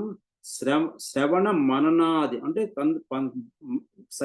సత్సాంగత్యం శ్రవణం చేస్తాం, మనం మననం చేస్తూ ఉంటాం. వాళ్ళు కొన్ని వింటూ ఉంటాం, విన్నది మనం మననం చేస్తుంటాం. కాబట్టి అలా ఉండే స్థాయి ఏది ఉందో అదే విచారణ. అంటే దేని గురించి మనం విచారణ చేస్తున్నాం? పరమాత్మ గురించి. ఎందుకు పరమాత్మ గురించి అసలు ఎక్కడ వచ్చింది ఆ టాపిక్ అంటే సజ్జన సాంగత్యంలోనే. సజ్జన సాంగత్యంలో శాస్త్ర పరిశీలన చేస్తూ ఉంటాం. మనం భాగవతం చదువుకున్నాం, నారాయణం చదువుకున్నాం, సుందరకాండ చదువుకున్నాం, ఇప్పుడు రామాయణం చదువుకుంటున్నాం. ఇవన్నీ చదువుకోవడం వల్ల అన్నిట్లో ఉన్నది ఒకటే వస్తువు, పరమాత్మ. కాబట్టి మనం దాని గురించి తలుచుకుంటున్నాం. కాబట్టి సజ్జన సాంగత్యంలో మనకు వైరాగ్యం వచ్చింది కాబట్టి ఇక వచ్చాం. వైరాగ్య భావన రావడం వల్లనే ఇది చేస్తున్నాం. కాబట్టి ఇప్పుడు ఏం చేస్తాము? అది విన్న దాని గురించి మనం మననం చేసుకుంటూ ఉంటామే, అదే విచారణ అనే స్థాయి. రెండవ మెట్టు ఏంటి? విచారణ. మొదటి శుభేచ్ఛ, రెండవది విచారణ. చాలా బాగుంది. విచారణ శుభేచ్ఛాభ్యాం ఇంద్రియార్థేష్వసక్తత యాత్ర సాతనుతా భావాత్ వచ్చతే తను మానస. ఇప్పుడు ఈ శుభేచ్ఛ, విచారణ, ఈ రెండిటి వలన మనం శ్రవణం మననం చేస్తుంటాం కదా. దాని ద్వారా ఇది చేస్తూ ఉంటే ఏమవుతుందంటే ఇంద్రియార్థాలైన శబ్ద స్పర్శాదుల మీద మనకి అనాసక్తి కలుగుతుంది. ఇది సరే ప్రోగ్రెస్ అండి. ఇది ఒక్క స్టెప్ వెళ్తుంటే మనం ఎలా మారిపోతాం. ఈ విచారణ చేయటం వలన, ఈ సత్సాంగత్యం వలన, ఈ వినే శాస్త్రాల గురించి మనం ఆలోచిస్తూ ఉంటే మనలో ఇంద్రియార్థాలు ఏంటి? శబ్ద స్పర్శ. ఈ శబ్ద స్పర్శ మనకి శబ్దంతో స్పర్శతోటే లొంగిపోతూ ఉంటాం. స్పర్శ అంటే మీకు తెలుసు, ఈ స్పర్శ అనేది మన చాలా లోతుకు పట్టుకెళ్ళిపోతుంది. స్పర్శ అంటే అన్ని రకాల స్పర్శలు మనకి ఇష్టమే, ఇంకంతగానే మీకు నేను చెప్పలేను. మీకు తెలుసు ఇవన్నీ. అంటే ఒక స్పర్శ ఏంటి? ఇప్పుడు నా వయసులో నాకు ఒక మనవడు ఉన్నాడు, ఆ మనవాళ్ళు ముట్టుకుంటే వాళ్ళని కౌలుతుంటే నాకు ఆనందం ఎక్కువ. ఇలాంటి స్పర్శ, ఇవన్నిటి మీద కూడా శబ్దం వినాలి మనం చక్కగా. ఏం వింటున్నాం మనం? పరమాత్మ గురించి వినడం కాదు. శబ్దం అంటే ఒక ప్రియురాలి మాటలు వినాలి, అది శబ్దం, అది ఇష్టం వాడికి. ఇటువంటి వాటి మీద అనాసక్తి వస్తుంది. ఎందుకు వస్తుంది? నీలో ఈ శుభేచ్ఛ, విచారణ వచ్చాయి కాబట్టి దాని వలన నీకు శ్రవణం మననం చేస్తూ ఉన్నావు శాస్త్రాల గురించి సత్సాంగత్యంలో, అప్పుడు నీకేమవుతుంది, నీలో ఈ శబ్ద స్పర్శాదుల మీద అనాసక్తి వస్తుందయ్యా. అనాసక్తి వచ్చి ఏముంది, మనస్సు యొక్క సూక్ష్మ స్థితి ఏది ఉందో, అంటే మనస్సు యొక్క సూక్ష్మ స్థితి అంటే మనస్సుని నువ్వు అంతర్ముఖుడే ప్రయత్నం చేస్తున్నావు కాబట్టి ఏమవుతుంది అంటే అప్పుడు నీలో వచ్చేది ఆ స్థాయి ఏదో ఉందో దాన్ని తనుమానస అంటారు. తనుమానస అంటే మనస్సు యొక్క సూక్ష్మ స్థితిని గ్రహించడమే. అంటే ఇంద్రియాల వైపు నుంచి బయటికి వెళ్ళిపోతుంది, లోపలికి వచ్చేస్తాం, ఇంద్రియాలు దాటి వచ్చేస్తున్నావు కాబట్టి. భూమి కాత్ర్యత యాభ్యాస చిత్తేర్దే విరతేర్వశాత్ సత్యాత్మని స్థితి శుద్ధే సత్వాపత్తిర్దుహావృతా. ఇప్పుడు ఈ మూడు కలిసిన తర్వాత, ఈ మూడు భూమికి ఈ మూడు స్టెప్స్ దాటిన తర్వాత ఈ బాహ్య పదార్థాల మీద నీ చిత్తానికి విరక్తి వచ్చేసింది. విరక్తి వచ్చేసింది కాబట్టి దీన్ని విరక్తి వచ్చిన తర్వాత నువ్వు ఎక్కడున్నప్పుడు నీ మనస్సు ఏం చేస్తుంది, నీ ఆత్మ అనే వస్తువు మీదనే కేంద్రీకరిస్తూ ఉంది. పూర్తిగా దాని లయం కాలే, ఆత్మ అనే వస్తువు మీద కేంద్రీకరించడం మొదలు పెట్టింది కాబట్టి ఆ స్థితిని ఏమంటారంటే సత్వాపత్తి అన్నారు. 4వ స్థాయి అంటే సత్వాపత్తి, అంటే ఆత్మ అనే వస్తువు మీద మనస్సు పెట్టగలిగావు. ఇందాక మీకు చెప్పాను నేను, కృష్ణ పరమాత్మ విగ్రహాన్ని కానీ ఒక అమ్మవారిని కానీ పెట్టుకొని నా మనస్సు అంతా ఇటే ఉండాలంటే మనస్సు ఇటో పరిగెడుతుందని చెప్పానే. ఇప్పుడు ఆ మనస్సు పరిగెట్టకుండా వచ్చేసి దానంతకు అదే వచ్చి కూర్చుంది ఇక్కడ. ఎందుకు కూర్చుంది అంటే ఇందాక 3 స్టెప్స్ దాటి వచ్చాం, 4వ స్టెప్ వచ్చాము. 4వ స్టెప్పే సత్యాపత్తి అన్నాడు ఈ భూమిక. తర్వాత 4వది, తర్వాత 5వది దశ చతుష్టయాభ్యాస అసంసంగత్ ఫలేన చ రూఢ సత్వ చమత్కారాత్ భోక్త సంసక్తి నామిక. ఈ 4 భూమికలు చేసి దాని అభ్యాసంతో 4 భూమిల్లో ఏది చేస్తా అదంతా నిత్యం అభ్యాసం చేసుకుంటూ బాహ్య విషయాల మీద కానీ స్పర్శ సుఖాల వాటన్నిటి మీదగా మనం విరక్తి తెచ్చేసుకొని దాని ద్వారా వచ్చే ఫలం వలన, అంటే ఇన్ని 4 మెట్లు దాటి వచ్చిన ఆ సాధన వల్ల మనకు వచ్చే ఫలితం ఏంటంటే నిరతిశానంద ఆత్మ సాక్షాత్కారం. అంటే ఇప్పుడు ఇందాక ఆత్మ దగ్గరికి వస్తుంటే ఆత్మ సాక్షాత్కారం అయింది. 5వ స్టెప్ లో వచ్చేంటి, ఆత్మ సాక్షాత్కారం అయ్యే స్థితికి వచ్చాం. ఒక్కొక్క మెట్టు ఎక్కుకుంటూ వచ్చి ఈ ఆత్మ సాక్షాత్కారం అయ్యే స్థితిని అసంసక్తి అంటారు. అంటే చాలా కష్టం అండి ఇవన్నీ. మొదటి స్టెప్ రావడమే కష్టం, సత్సాంగత్యం కావాలనుకోవడం కష్టం. ఇంత 5వ స్టెప్కి వచ్చేసాడు. 5వ స్టెప్కి వస్తే అసంసక్తి అంటున్నాడు. ఎవరు, మన వశిష్ఠ భగవానుడు. భూమికా పంచగాప్యాసాత్ ఆత్మారామతయా దృఢం అభ్యంతరాణం బాహ్యానాం పదార్థానమ భావనాత్. ఇప్పుడు ఆత్మారామ స్వరూపం అంటే స్వాత్మారామం, అంటే నాలో నేనే రమిస్తూ ఉండేవాడు, ఆ స్థాయికి రావాలి. అదేంటిది అంటే ఇప్పుడు ఈ 5 భూమికల్లో చేస్తున్న అభ్యాసం వలన స్వాత్మారామత్వం వస్తుందయ్యా. అంటే ఇంకా నాలో నేనే రమిస్తూ ఉంటాను. ఒక రమణ మహర్షి కానీ, ఒక రామకృష్ణ పరమహంస కానీ, లేదా ఒక శంకరాచార్య గారు కానీ, వాళ్ళు ఎంతసేపు ధ్యానంలో ఉంటారు. ఎందుకు, వాళ్ళే రమిస్తున్నారు. ఎందుకు రమిస్తున్నారు, పరమాత్మతోటి వాళ్ళు దగ్గరగా ఉన్నారు. సామీప్యం అంటారు దాన్ని. పరమాత్మ దగ్గరగా ఉండి ఆ పరమాత్మతోటే లయమైపోయి ఆనందం పొందుతున్నారు. అలాంటి వాళ్ళు ఒక్కొక్కసారి ఆ స్థాయి నుంచి బయటికి వస్తారట. ఎందుకు, ఈ దేహయాత్ర కొరకు మాత్రమే. దేహయాత్ర అంటే ఈ దేహాన్ని కాపాడుకోవాలి కాబట్టి దేహయాత్ర కోసం ఎవరన్నా జాగ్రత్తగా వచ్చి లేపితే కనుక వచ్చి దేహయాత్ర కోసం మాత్రమే ఒక్కసారి మేల్కుంటూ ఉంటారయ్యా వాళ్ళు. కాబట్టి దాన్ని పదార్థ భావన అంటారు. పదార్థ భావన ఇది 6వ స్టెప్. ఇంకా 7వది ఏంటయ్యా అంటే చెప్తున్నాడు. భూమి షట్కచిరాభ్యాసాద్ వేదస్యానుపలంబతః యత్స్వాభైకనిష్టత్వం సాజ్ఞేయ తుర్యగాగతి. 7వ స్థాయిలో ఏంటంటే, 7వది ఏంటయ్యా అంటే ఈ 6 భూమికల్లోంచి పైకి వచ్చిన తరువాత చివరికి ఎటువంటి సాధనకు వస్తా అంటే భేద భావన పూర్తిగా వెళ్ళిపోయింది. ఇందాకేంటి, సామీప్యం అని చెప్పాను. సామీప్యం అంటే ఒక పరమాత్మతోటి సాంగత్యం పెంచుకున్నాడు. ఈ సాంగత్యం దాని సామీప్యం అన్నారు. తర్వాత ఏంటి, సారూప్యం. సారూప్యం అంటే పరమాత్మలో కలిసిపోయాడు. ఈ పరమాత్మలో కలిసిపోవటమే తుర్యావస్థ. ఆ తుర్యావస్థలో నేను అనేది లేదు, ద్వైత భావాన్ని వదిలి అద్వైతం. అద్వైతం అంటే ఉన్నది ఒకటే. ఆ ఉన్న ఒక వస్తువులో ఈ ఇంతకాలం ఈ సామీప్య స్థితిలో ఉండి సారూప్య స్థితికి వెళ్ళిపోయాడు. తనే పరమాత్మ అయిపోయాడు. అహం బ్రహ్మాస్మి అనే స్థాయికి ఎదిగిపోయాడు 7వ స్థాయి. ఇదేనయ్యా స్వామి రామా ఈ తుర్యావస్థ అని చెప్పాడు అని చెప్తున్నాడు. ఇదే ముక్తి అని చెప్తున్నాడు. ఏషా హి జీవన్ముక్తేషు తుర్యావస్థేహ విద్యతే విదేహ ముక్తి విషయ తుర్యాతీత మత పరం. రామా ఇదే తుర్యావస్థ అయ్యా, తుర్యావస్థ. ఈ తుర్యావస్థలోనే జీవన్ముక్తులు ఉంటారు. కాబట్టి ఈ విదేహ ముక్తికి సంబంధించినదే తుర్యావస్థ. విదేహ మీకు ఎవరు గుర్తు రావాలండి? వైదేహి గుర్తు రావాలి మీకు. విదేహం అంటే సీతమ్మయే. వైదేహి అంటే విదేహరాజు గారి కుమార్తె. విదేహులు ఎవరంటే దేహ భావన లేని వాళ్ళే విదేహులు. ఇదే చూసారా, జనకుడు లాంటి వాడు ఎవరయ్యా అంటే జనకుడు ఎటువంటి స్థాయిలో ఉన్నాడంటే ఈ స్థాయిలో ఉన్నాడు కాబట్టి ఆ జనక మహారాజు గారింటికి వెళ్ళింది ఆ తల్లి. సీతాతత్వం తెలుసుకోవాలంటే ఈ 7 మెట్లు ఎక్కితే గానో సీతాతత్వం తెలియదు. కాబట్టి రామావతార తత్వంలో ఇది చాలా ముఖ్యమైన విషయం. అమ్మవారు ఎవరయ్యా అంటే సాక్షాత్తు మూల ప్రకృతి స్వరూపిణి. ఆ మూల ప్రకృతి స్వరూపిణే సీతమ్మ. ఆ సీతమ్మయే ఈ స్థాయిలో ఆ విదేహ ముక్తి ఎవరికి ఉందంటే దేహ భ్రాంతి లేని వాళ్ళు. వాళ్ళు ఎవరెవరయ్యా అంటే ఆ సారూప్య స్థాయిలో ఉన్నవాళ్ళు. కాబట్టి చెప్తున్నారు, అయ్యా రామా ఇదేనయ్యా ఈ తురియావస్థే అన్నిటికీ పరము అన్నాడు. అని ఆత్మారామతయా తాసు సుపయంతిన కాశ్చన జగత్క్రియాసు సంతృప్తాం రూపాలోకాశ్రియో యదా.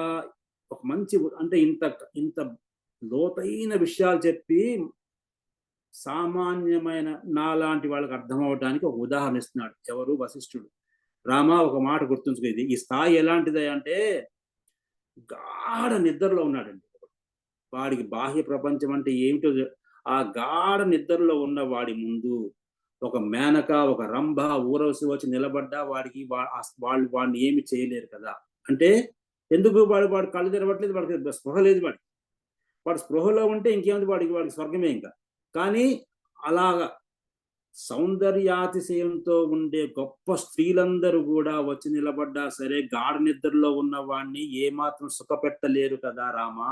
అలాగనే ఇలా ఆత్మారాములై ఉన్న వాళ్ళకి, జీవన్ముక్తులైన వాళ్ళకి జగత్తంతా కూడా ఏమాత్రం సుఖం ఇవ్వలేదు. చూసారు ఎంత మంచి ఉదాహరణ ఇచ్చాడో. ఆత్మారామత్వం పొందిన వాళ్ళు, తనలో తనే రమిస్తూ ఉండే వాళ్ళకి ఈ జగత్తులో ఉండే సుఖాలు ఏమాత్రం అంటుకోవు రామా. ఎలాగైతే గాఢ నిద్రలో ఉన్న వాడి ముందు అతిలోక సౌందర్యవతి నిలబడి ఉన్నా అది అతన్ని ఏమాత్రం సుఖపెట్టలేదు. ఎందుకంటే వాడు సుఖపడడానికి వాడికి ఆమె ఉందని విషయం కూడా వాడు తెలియదు. కానీ ఆత్మారాములు ఏం చేస్తారు, జగత్తంతా కనబడుతున్నా సరే దాని మించి దానికి దృష్టి పోవట్లేవాడు. అలా ఉంటుందయ్యా రామ అని చెప్పేసి ఈ 7 మెట్లు అండి. ఈ 7 మెట్లు అర్థం చేసుకోవాలంటే మీరందరూ కూడా 34వ శ్లోకం నుంచి 46వ శ్లోకం వరకు జాగ్రత్తగా చదువుకోవాలండి. చదువుకుంటేనే అందులో చాలా అద్భుతమైన విషయాల్ని ఇస్తూ ఉన్నాడు. సరే, ఇంకాస్త ముందుకు వెళ్దాం. 51వ శ్లోకంకి వెళ్దాం. పూర్మికా సంవిదా హేమ యదా విస్మృత్య హేమతా విరౌతి నాహం హేమేతి తదాత్మాహంతయానయా. ఇప్పుడు రామా చెప్తున్నాడు, ఒక ఉదాహరణ ఇస్తానయ్యా నీకు.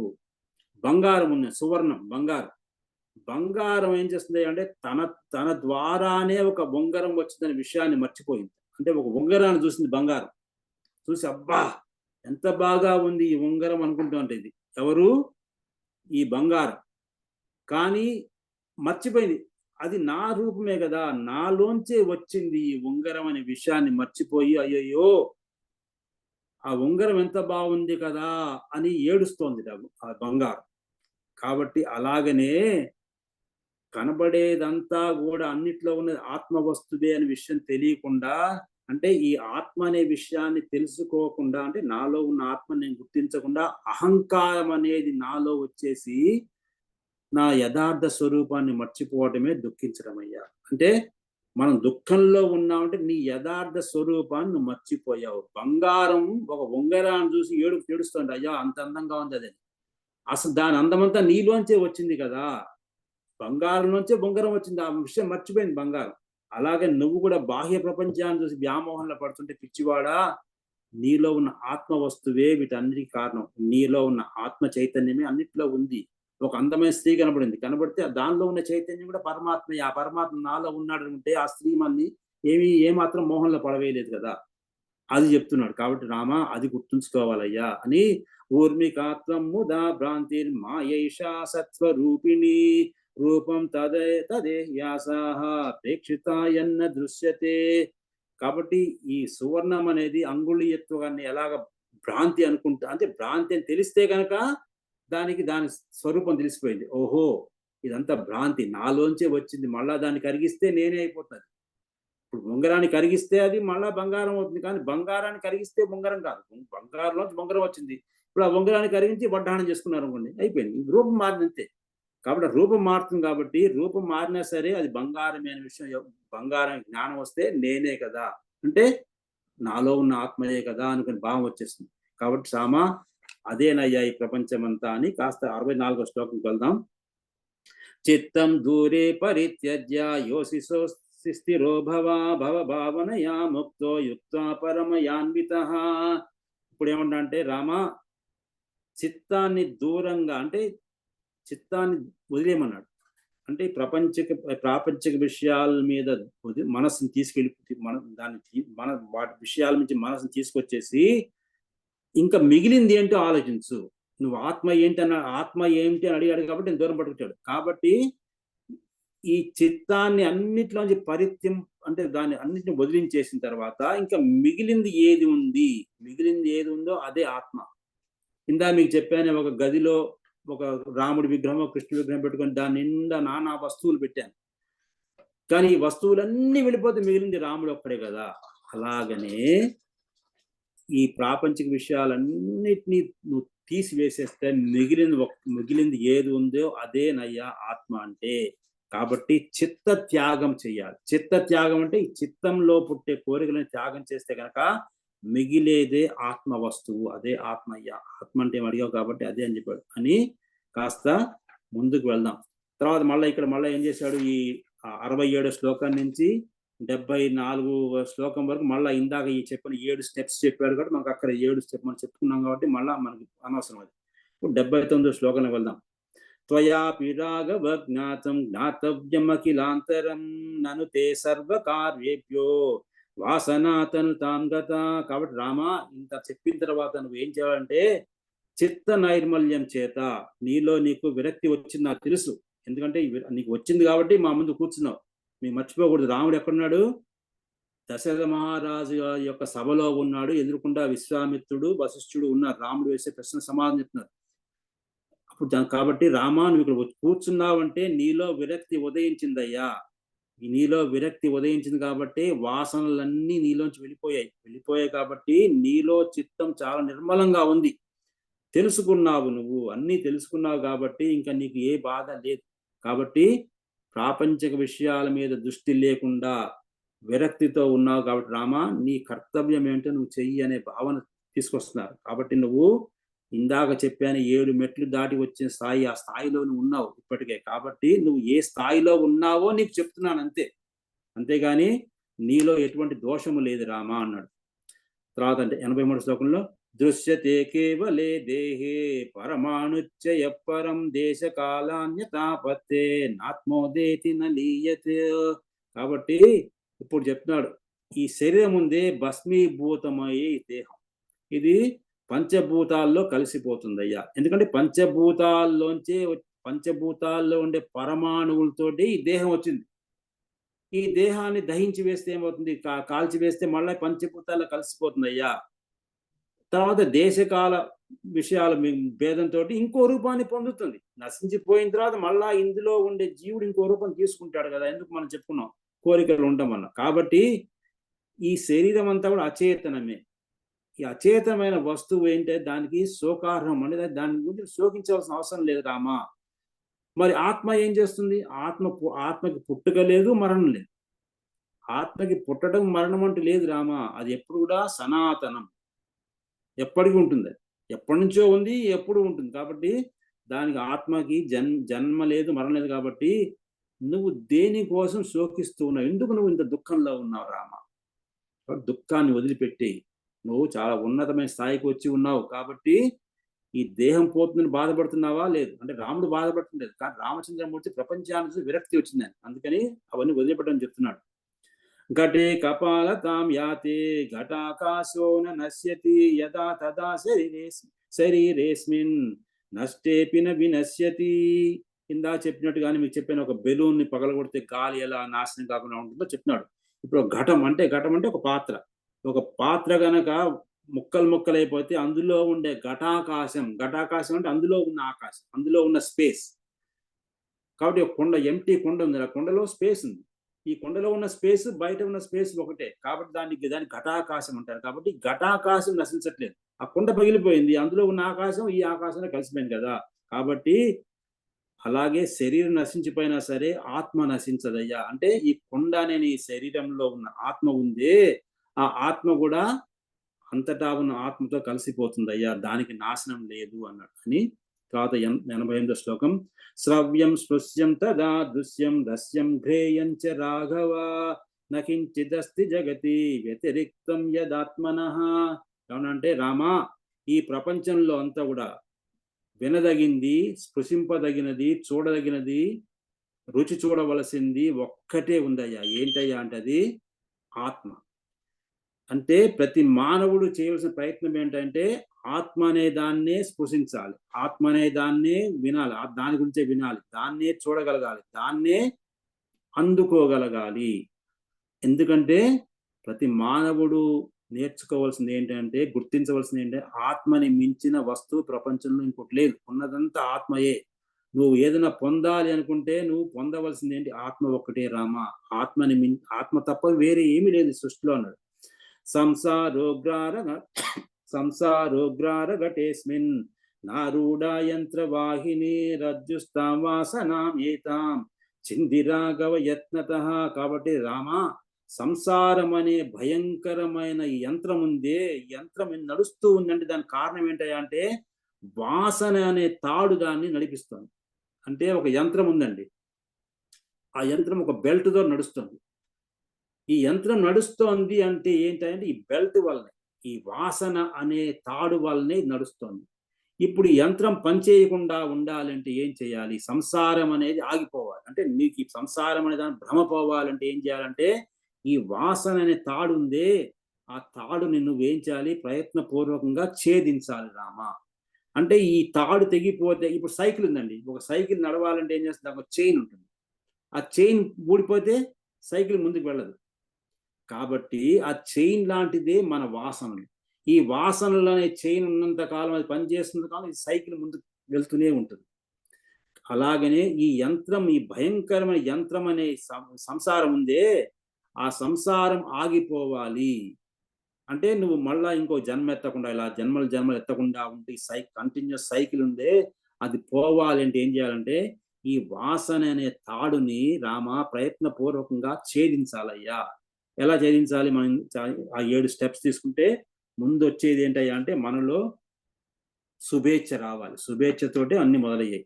సరే, కాస్త 95 శ్లోకంకి వెళ్దాం. యాని మాని విచిత్రాణి దుఃఖాని పరిపశ్యసి తాని దేహస్య సర్వాణి నాగ్రాహ్యస్య చిదాత్మనః. కాబట్టి రామా, నువ్వు ఏ సుఖ దుఃఖాలని చూస్తూ ఉన్నావో అవన్నీ కూడా ఈ ఉపాధి శరీరం, ఈ శరీరానికేనయ్యా. ఏ సుఖం వచ్చినా దుఃఖం వచ్చినా దేన్నైతే నువ్వు చూస్తూ ఉన్నావు అన్నీ కూడా ఇవన్నీ వచ్చేది ఉపాధికే. కానీ ఇంద్రియాలన్నిటికీ అతీతంగా ఉండే చిదాత్మకు మటుకు ఇవి రావు. ఈ చిదాత్మ ఉందే, నీలో ఉన్న పరమాత్మ ఆత్మ ఉంది, ఆత్మకి సుఖ దుఃఖాలు అంటుకోవయ్యా. కాబట్టి శరీరానికే వస్తున్నాయి సుఖం గాని దుఃఖం గాని, లోపల ఆత్మకి ఏం రావటం లేదు. ఆ విషయం గుర్తుంచుకో. సత్యం భావయ తేనత్వం మామోహమను భావయ విరచిస్యాత్మనో నేచ కాచిద్రప్యనఘాకృతే. ఈ 99 శ్లోకంలో ఉందంటే రామా, సత్యం అనే ఆత్మనే దాని మీదనే దృష్టి పెట్టి ఆ ఆత్మ గురించే ఆలోచిస్తూ ఉండవయ్యా నువ్వు. అసత్యమైనది, మోహరూపమైనట్టి ఈ దృశ్యం ఉందే ఈ ప్రపంచం అంతా, దాని గురించి నువ్వు ఆలోచించకు. ఈ దృశ్యమంతా ఉంది అదంతా కూడా ఏంటి? అసత్యం. ఈ అసత్యం పైగా అదేంటి? మోహ రూపం, మోహంలో పడవేస్తుంది. ఈ మోహ రూపంలో పడవేసే ఈ అసత్యమైన ఈ దృశ్యం ఉందే, ఈ దృశ్యాన్ని మటుకు నువ్వు దాని గురించి ఆలోచించకు. దేని గురించి ఆలోచించాలి? సత్యం, కలకాలం ఉండేది. కలకాలం ఉండే సత్యం ఏంటి? ఆ సత్యమే పరమాత్మ, సత్యమే ఆత్మ. ఆత్మ గురించి ఆలోచిస్తూ ఉండాలయ్యా. అలా ఆలోచిస్తూ ఉంటావు కాబట్టే, అలా ఆలోచిస్తున్నప్పుడు ఏమవుతుంది? నీలో పూర్ణమైన బ్రహ్మభావం వస్తూ ఉంటుంది. రావటం వలన నీలో ఏ కోరికలు ఉండవు. ఇంకా కోరికలు లేకుండా నీ నీ ప్రయాణం చేస్తూ ఉండాలి. మానవ జన్మ ఎత్తావు కాబట్టి నీ కర్మను చేస్తూ ఉండు, కానీ నీ దృష్టి అంతా సత్యమైన ఆత్మ మీదే దృష్టి పెట్టు రామా అన్నాడు అని చివరికి ఒక శ్లోకం చెప్తున్నాడు. అద్భుతమైన శ్లోకం. సంకల్ప సంక్షయవశాత్ గలితేతు చిత్తే సంసార మోహనీకా గలితా భవంతి సత్యం విభాతి శరదీవ కమాగతాయామ చిన్మాత్రమేకమజమాద్యమనంతమంతః. కాబట్టి సంకల్పము అనేది క్షయించడం వలన, చిత్తం నశించిపోతుంది. చిత్తం నశించిపోతే సంసారం మీద మోహం పోతుంది రామా. అలా మోహం పోయిన తర్వాత ఏమవుతుందంటే ఇంకా జన్మాదిరహితమైందంటే జన్మలు అనేవి రాకుండా ఉంటుంది. అప్పుడు నువ్వు ఎక్కడ ఉంటావంటే అనంతమైన చిన్మాత్ర అంటే పరమాత్మతో లీనమైపోయి ఉంటారు రామ. అంటే ముందు సంకల్పం అనే దాన్ని వదిలిపెట్టాలి. మొట్టమొదటి మెట్టు ఏమిటంటే సంకల్పం అనే దాన్ని మొదలు పెడితే, అంటే సంకల్పం అనేది ఉండకూడదు మనలో. అంటే మీకు చెప్పాను చాలా, సంకల్పం అంటే రాగద్వేషాలు, అవే సంకల్పం. మనం ఏదైనా పని చేసామంటే ఒక దాని మీద రాగం కానీ లేదా ద్వేషం కానీ, ఈ రాగద్వేషాలు అనేవి మన చేత సంకల్పం చేయిస్తూ ఉంటాయి. పొద్దున్న లేచినప్పటి నుంచి రాత్రి పడుకునేసరికి మనస్సు ఏదో చేస్తూ పట్టుకుంటుంది, వదిలిపెడుతుంటుంది. ఏంటి? దేని మీద ఒక రాగం, లేదో మనకు ఒక రకమైన ద్వేషం వస్తుంది. కాబట్టి సంకల్పం అనేదే లేకుండా ఉంటే గనక చిత్తం త్వరలో క్షయమైపోతుంది. ఒకసారి చిత్తం నశించిపోయిన తర్వాత మనస్సు మీద జయం సంపాదించినట్టే కదా. కాబట్టి రామ అదేనయ్యా సన్మార్గం అని చెప్పి దీన్నే దోషం అంటారు. కాబట్టి దృశ్య దోషం అనే విషయాన్ని మనం చెప్పుకున్నాము. ఒక 2 విషయాలు ముందు మీకు చెప్తా ఉండే, ఇక్కడితోటి మనకి యోగ వాసిష్టంలో ఉత్పత్తి ప్రకరణం పూర్తయిపోయింది. తర్వాతది స్థితి ప్రకరణం. మీకు పోయినసారి చెప్పి ఉన్నాను, నేను వచ్చే బుధవారం నేను ఇండియాకి వెళ్తున్నాను కాబట్టి ఒక పని చేద్దాం. రేపు మనకి దేవి భాగవతంలో ఇంకా 5 అధ్యాయాలు మిగిలి ఉన్నాయి. రేపు ఒక 3 అధ్యాయాలు పూర్తి చేసే ప్రయత్నం చేస్తాను. ఇంకా 2 అధ్యాయాలు మిగిలి ఉన్నాయి. ఆ 2 అధ్యాయాలు మనం వచ్చే మంగళవారం మీ అందరూ కూడా ఈ రామావతార తత్వదీపికలో కాకుండా మన దేవి భాగవతంలోకి లాగిన్ అవ్వండి. కానీ మన అదృష్టం ఏంటంటే తృతీయ స్కందంలో, దేవి భాగవతం 3వ స్కందంలో ఆఖరి 3 అధ్యాయాలు రామాయణం. కాబట్టి ఒక రకంగా రామాయణమే మనం చెప్పుకోబోతున్నాం నెక్స్ట్ ట్యూస్డే కూడా. కాకపోతే దేవి భాగవతంలో తృతీయ అధ్యాయంలో వశిష్ఠ భగవానుడు రామాయణాన్ని ఏ విధంగా చూపించాడు, పైగా రామచంద్రమూర్తి సీతాన్వేషణ చేస్తున్న సమయంలో ఏ విధంగా దేవిని ఆరాధన చేశాడు, ఏ విధంగా అమ్మవారు ఆయన అనుగ్రహించింది అనే విషయం, అది వాల్మీకి రామాయణంలో లేదు. అది ఇక్కడ వశిష్ఠ భగవాన్ చెప్పబోతున్నారు. కాబట్టి ఒక రకంగా మనం వచ్చే వారం మంగళవారం రాముడి గురించి చెప్పుకోబోతున్నాము. కాకపోతే ఈ ఈ ఈ సమూహంలో ఈ గ్రూప్ లో కాకుండా మీ అందరూ కూడా వచ్చే మంగళవారం నాడు తప్పకుండా రాండి. కానీ ఈ గ్రూప్ లో కాకుండా దేవి భాగవతం మన రాణి గారు పెట్టిన గ్రూప్ లో మీ అందరూ వస్తే అక్కడ మనం ఈ 3వ అధ్యాయం 3వ స్కందాన్ని పూర్తి చేస్తున్నాం. అలా చేయడం వల్ల నేను ఇండియాకు వెళ్లే ముందే ఇక్కడ ఉత్పత్తి ప్రకరణం పూర్తి అయిపోయింది ఇవాళ. అలాగే దేవి భాగవతంలో 3వ స్కందాన్ని పూర్తి చేసి నేను ఇండియాకు వెళ్ళి వస్తాను. వచ్చిన మళ్ళా మనం యథావిధిగా మళ్ళా మొదలు పెట్టుకుని ప్రయత్నం. ఇవన్నీ మీకు తప్పకుండా ఈమెయిల్ పంపిస్తాం, మన మెసేజ్ పెడతాను రెండిట్లో కూడా. వచ్చే మంగళవారం మనం తప్పకుండా కలుసుకుందాము. కానీ దేవి భాగవతం చెప్పుకునే ప్రయత్నం చేద్దాం. అంతవరకు సెలవు తీసుకుంటాను. మంగళం కోసలేంద్రాయ మహనీయ గుణాత్మనే చక్రవర్తి తనూజాయ సార్వభౌమాయ మంగళం వేద వేదాంత వేద్యాయ మేఘ శ్యామలమూర్తయే పుంసామోహన రూపాయ పుణ్యశ్లోకాయ మంగళం. శ్రీరామ జయ రామ జయ జయ రామ శ్రీరామ శ్రీరామ జయ రామ జయ జయ రామ శ్రీరామ జయ రామ జయ జయ రామ శ్రీరామ జయ రామ జయ రామ శ్రీరామ జయ రామ జయ జయ రామ శ్రీరామ. నమస్కారం. సర్వ శ్రీరామర్పణమస్తు. నమస్కారం. వచ్చే వారం కలుసుకుందాం.